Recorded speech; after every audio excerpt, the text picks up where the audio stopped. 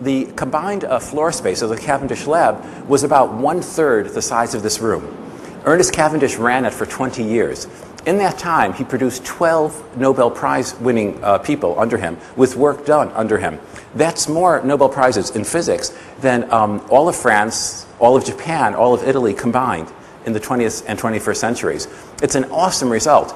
After he was no longer in charge, in the next period of time, the Cavendish produced 7 or 8 of the top Nobel Prizes in a totally different field, molecular biology, including the structure of DNA. So something was going on in there, in this tiny little space, that made it better than probably every country in the world, total, than aside from, say, America and Germany. And I've studied the Cavendish lab and Cavendish and Ernest Rutherford and people like that. And there seem to have been about 4 or 5 things going on. These skills for not just good organizations, good creative organizations, not the ones where you put on like your funny little Edward de Bono hats and come up with new advertising slogans, but ones that come up with fabulous transforming ideas like a laptop or like these 12 Nobel laureates. And the first thing, curiously, that the Cavendish lab was really good at was getting visas for its workers, for the staff there. And if you, were born in London and brought up in London, the issue seems sort of invisible.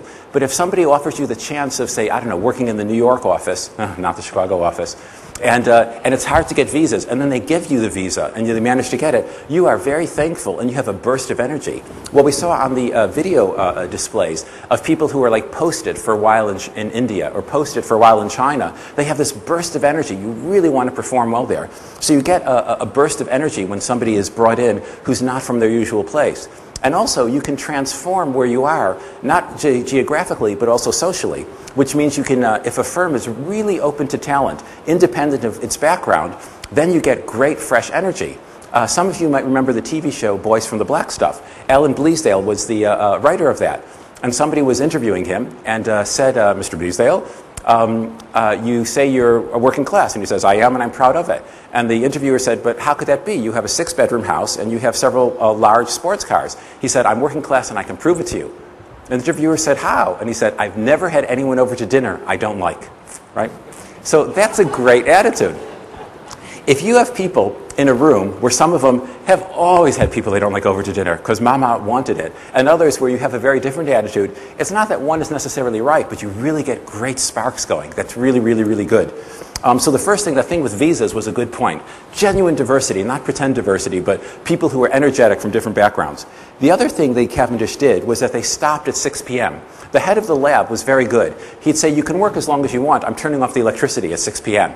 And it meant you really had to focus. I once had Milton Friedman as a teacher in Chicago, and he had a similar attitude. He said, on this final essay, you can write as long as you want. I, however, will stop reading after the 500th word. And that means it's up to you, but we're only going to look at this final result. Try to do it quickly. Another thing that Cavendish was good at, I suppose this isn't very PC, was hierarchies. The Cavendish lab had terrifically clear hierarchies. There were minions at the bottom who did all sorts of grunt analytic work, and then there were people who... It's not like any firms we know. Anyways, the salaries went up terrifically as you went up. And what happens is that if there's a hierarchy which is closed, it's kind of obnoxious. Energetic people won't stay there.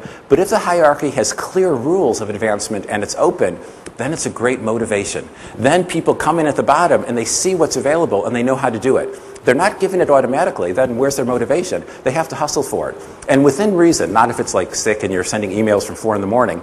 But it was a great motivation at the Cavendish lab. Honest, clear hierarchies. The other thing was to have a mission statement that was at the right level of generality. Xerox PARC in the 1970s had a great mission statement. Make small devices that will use computer technology for the individual. It's not too general. It's not saying, let's transform the world through electronics. It doesn't say anything. Nor is it very, very specific, saying, let's get this one particular chip produced at this amount of time. So the Cavendish lab had a simple thing. For 20 years, Ernst Rutherford said, let's find out what's inside the atom. It was an astute judgment. It wasn't too detailed. It wasn't too general. And it really matched what was going on. Curiously, these things change every 10 or 15 years. That period of time passed with finding out what was inside the atom. That was no longer interesting. And the next guy said, let's see what we can find out about protein structure using X-rays. And indeed, that led to DNA and understanding insulin and all sorts of other stuff. So finding the right clear target is great. It's an astute leader points you in the direction, and everybody knows where they are. Everybody has buy-in for that simple, clear target. The final thing, and this is probably the hardest but the most important about the Cavendish Lab and for any creative organization, is you have to make your own tools. At the Cavendish Lab, for example, in 1911, the way to see what was going on inside an atom was literally to look at a big screen where little fluorescent dots would appear as these interactions happened in the center of an atom. It was really hard to do. You had to put up with this miserable Cambridge tea, waiting for your eyes to adjust in this darkened room, these horrible cold tea and the chipped cups and stuff, and it was very hard to see. Anyways, at the Cavendish Lab, they thought, wouldn't it be great if we could use a different sensory input? And lo and behold, a young grad student from Berlin, Hans Geiger, said, well, let's just hook it up to something that makes an audible sound. It was the Geiger counter. Because they were first, several things happened. They made their own tools. It didn't cost much, and they had a confidence that they could find out what was going on. Plus, they had access to this when nobody else did. By the time other labs started using Geiger counters, the Cavendish had sort of scooped up all the good, easy results. Again, the analogies here are great. If you read in the Harvard, there's some sort of business journal or something from them, or other things about the latest analytic tool used by one of your vicious competitors, you're going to be late on it. You'll be copying them and do a so-so imitation of them.